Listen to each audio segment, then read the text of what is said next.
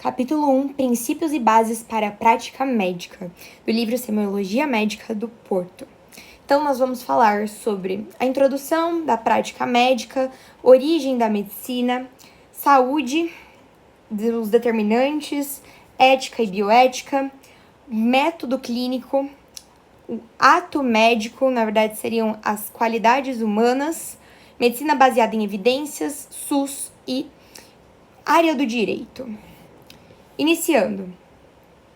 A prática médica se dá pelo conhecimento das ciências biológicas, obviamente, mas também das humanas e sociais. A origem da medicina se deu com Hipócrates pelo método clínico no qual ele sistematizou a medicina, dando um diagnóstico, um prognóstico e propondo uma intervenção. Ele fazia parte da escola de Cos, que entendia a doença não como um fenômeno local apenas, mas que impactava no indivíduo como um todo e que ele inteiramente precisava ser analisado. A doença passou a ser entendida como um processo natural, diferente da era mitológica, em que a doença era entendida de forma mágico-religiosa. Esta medicina do método clínico, ela é preventiva e curativa, e isso se relaciona com a mitológica. Então, voltando um pouquinho, eu me apressei porque estava relacionado a este conteúdo. Asclépios explica a medicina de modo mitológico. Nós temos duas deusas, Higeia e Panaceia. Higeia da higiene, então se relaciona com medicina preventiva. E Panaceia, a cura universal, curativa. O correto seria a sinergia entre prevenção e cura. Contudo, muitas vezes elas são opostas. A doença, entendida de forma mágico-religiosa, se dá como consequência de desobediência, por desígnios divinos e pelos pecadores. Então, aqueles que pecam ficam doentes. Saúde. A saúde, segundo a OMS, é um estado do completo bem-estar físico, mental, social e não a mera ausência de enfermidade. É importante a gente falar essa negativa, porque a teoria da unicausalidade entende a ausência de saúde como doença. O oposto de saúde é doença, e não necessariamente. Mas essa teoria da unicausalidade surgiu quando a microbiologia se desenvolveu. Esses cientistas aqui foram responsáveis, mas muitos outros também, e passou a se conhecer a etiopatogenia das doenças. Hoje nós sabemos que há multicausalidade no desenvolvimento das doenças, principalmente após a urbanização e a industrialização, em que começamos a perceber as doenças crônico-degenerativas. O meio ambiente passou a ser extremamente importante. E aí definiram-se os determinantes de saúde, os determinantes sociais e a história natural da doença. Então, determinantes de saúde, essa teoria aconteceu graças ao Mark Lalonde, o ministro da Saúde do Canadá. Segundo ele, os principais e decisivos fatores ligados à saúde são biologia humana, serviços de saúde, meio ambiente e estilo de vida. E, sobretudo, lá no Canadá, naquela época, que foi 1977, entre 1972 e 1977, ele foi ministro. Esses dois fatores, meio ambiente e estilo de vida, é que impactavam na saúde da época. Ele pôde modificar o estilo de vida da população por meio de estratégias, propostas, e isso se perpetua até hoje. Então, nós entendemos também que o meio ambiente e o estilo de vida são fundamentais. Determinantes sociais do processo saúde e doença. O relatório final da 8ª Conferência Nacional de Saúde descreveu estes determinantes, eu colocarei a foto aí na tela. A OMS, em 2005, também criou a Comissão sobre Determinantes Sociais e recomendo que pausem o vídeo e leiam estes determinantes. será muito mais esclarecedor do que eu apenas falando aqui. História natural da doença. Essa história foi proposta por Livell e Clark. Nós temos aqui um período pré-patogênico, em que está interagindo os agentes patogênicos mesmo, fatores genéticos, fatores ambientais, que produzem um estímulo à doença. Quando há um desequilíbrio, então quando algum fator maléfico prevalece, você entra no período patogênico. Este momento pré-patogênico é o momento para fazer a prevenção primária, que é a promoção de saúde ou a proteção específica. Entrando no período patogênico, quanto antes se fizer o diagnóstico, melhor. E isso é chamado prevenção secundária. Aqui, a progressão, então, interação onde ainda nem é percebida a doença, alterações de tecidos, então ainda está a um nível micro, ultrapassa o horizonte clínico, passando a ser perceptível por sinais e sintomas. Aqui o indivíduo suscetível ao estímulo, à reação. Limitação de incapacidade, mas ainda estamos em prevenção secundária. Se houver cura, ele retorna para o período pré-patogênico. Se houver sequelas, invalidez ou morte, é o momento de reabilitação, prevenção terciária. Muito interessante porque aqui a prevenção e a cura estão em sinergia, que é o que deveria acontecer. Nós falamos aqui, que nem sempre acontece, mas deveria. Falando de ética. A ética é o estudo do comportamento moral dos homens. É a ciência da conduta. Falando de moralidade, ela tem funções: inibição, transformação. E é o objeto de estudo da ética, e ela tem 3 características. Seus valores não são questionados, eles são impostos, e a desobediência às regras pressupõe um castigo. Então, a grande diferença entre a moral e a ética é que a moral precisa ser imposta. A ética é inerente ao indivíduo, é aprendida, é incorporada por ele. A moral é imposta, a ética é percebida. Falando de deontologia. A deontologia, deon significa o que é conveniente e logia é o que é conhecimento. Nós temos a moral deontológica, que na verdade é uma ética aplicada a uma profissão. Então, a deontologia se dá por profissionais, eles se reúnem, fazem essa moral deontológica da profissão deles, e aí são regras que legitimam determinadas atitudes daquela profissão. Dentro da área da saúde, nós temos a bioética. Esse termo foi usado pela primeira vez por Van R. Potter. E ele estava estudando sobre casos de câncer.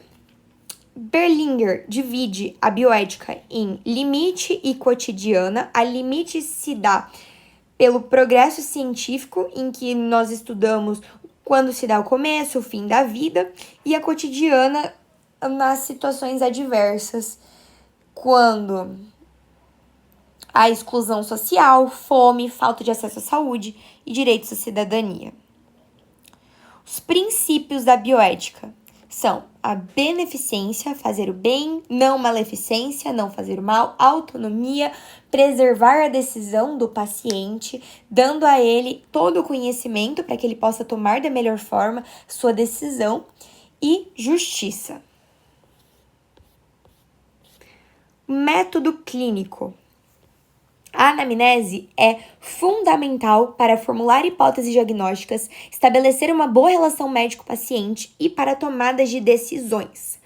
Nós não podemos usar exames complementares para mascarar uma anamnese mal feita. Eles são complementares, mas se a anamnese for mal feita, nós podemos escolher equivocadamente um um exame complementar, ou eles podem tornar-se confusórios e aí induzirem a erros diagnósticos, o que leva a uma equivocada escolha de procedimentos terapêuticos. O ato médico perfeito se dá pela técnica, pela ética e pelas qualidades humanas. Técnica, o livro todo de semiologia vai abordar brilhantemente. Ética, nós falamos brevemente aqui. Na leitura do livro é muito mais claro, óbvio. E qualidades humanas, que são respeito incondicional ao paciente, integridade no exercício da profissão e compaixão pelo sofrimento do paciente, seja ele qual for, utilizando todas as técnicas, tudo que estiver ao alcance da ciência para reduzir este sofrimento. Medicina baseada em evidências. Achei interessante porque o livro traz como o que não é medicina baseada em evidências. Terá um capítulo mais à frente sobre semiologia baseada em evidências, o capítulo 3, mas aqui, o que não é. Então, não se deve substituir o raciocínio clínico pela utilização de informações estatísticas como único instrumento para decisões. Experiência. A gente não pode desconsiderar a experiência da relação com o paciente. Autonomia. Não é para perder a autonomia e se prender somente a guidelines, somente a números, somente a diretrizes. Deficiências. Não utilizar equipamentos para sanar deficiências do exame clínico inadequado. Mesma coisa que falamos aqui. O exame clínico precisa ser adequado. Novidades. Não priorizar somente equipamentos novos e médicos. Não. Novos equipamentos e novos medicamentos. Não é porque é novo que necessariamente é para ser utilizado naquele paciente. Cada caso é um caso. O exame, o método clínico, na realidade, o exame físico, o método clínico, a anamnese, eles são de extrema importância para a resolução daquele caso. SUS, Sistema Único de Saúde. O número dessas leis são importantes, elas vão definir essas diretrizes e princípios. Então, citando brevemente, os princípios do SUS são integralidade, equidade, universalidade. Equidade é dar aos desiguais de forma desigual, garantindo a equidade. Universalidade é o acesso a todos e integralidade, encarar aquele paciente de modo completo, em todas as suas dimensões humanas. Dimensão humana, melhor dizendo. Diretrizes. O serviço deve ser descentralizado, deve ter participação social e deve haver complementariedade, ou seja, público-privado. Há uma parceria priorizando as organizações filantrópicas. O médico precisa entender sobre o SUS, que ele tem um conceito ampliado de saúde. A atenção básica traz como consequência um mercado de trabalho focado em médicos generalistas. A promoção de saúde e prevenção dão um vínculo maior a este médico, e este vínculo precisa ser contínuo. A continuidade no atendimento garante o melhor desfecho das condições crônicas. Território. O paciente precisa ser entendido como parte do território em que habita, com seus respectivos determinantes, que são próprios daquele indivíduo. A equipe multiprofissional existe e precisa funcionar. Então, haverá líderes, precisa ter uma conversa entre os demais profissionais e a cogestão também neste território. Então, além dos demais profissionais, o paciente ele é corresponsável pelo seu tratamento.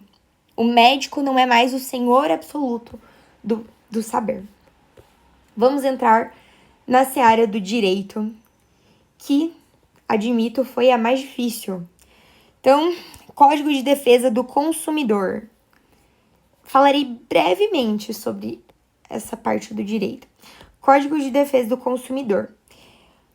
Os profissionais liberais, a responsabilidade vem da culpa, decorre da culpa. Para os demais, não decorre da culpa, mas é uma responsabilidade objetiva, inclusive para as empresas prestadoras de serviços médicos. Elas não entram como profissionais liberais. E aí seria a indenização. É complicado falar de relação consumidor e prestador de serviço nessa relação médico-paciente, só que há controvérsias, só que a lei entende como sendo. Responsabilidade legal. O elemento constitutivo da responsabilidade civil é a culpa, que se apresenta nas seguintes condições. Então, veja bem, um médico tem o dever do cuidado. Quando há um descumprimento do dever do cuidado, quando a produção de um resultado lesivo, quando se esse resultado é devido à violação do dever de cuidado e o agente deve ter conhecimento do conteúdo de seu dever. Então, resumindo, um médico precisa conhecer o seu dever e ele tem o dever de cuidar. Toda vez que ele provocar um resultado lesivo, ou descumprir o seu dever, ou não conhecer o seu dever, o desconhecimento gera culpa. Então, nesses casos, haverá culpa. Processos. Citarei agora as 7 principais causas de processo. Acompanhando no livro, as principais causas de processo: quebra da relação médico-paciente, massificação das relações, formação deficiente do médico, interferência da mídia, que relata casos e indenizações, tendência internacional de altas indenizações, dano moral e assistência judiciária gratuita. Por fim, seguro médico. O Conselho Federal de Medicina, em 2003, se declarou contra, porém, fizeram recomendações que eu colocarei na tela o print. Por favor, leiam. Pausem o vídeo e leiam. Este foi o resumo do capítulo 1. Nós falamos sobre a origem da medicina, a prática médica, saúde e os determinantes, ética, bioética, método clínico, qualidades humanas, medicina baseada em evidências, SUS e a parte do direito. Obrigada por assistirem.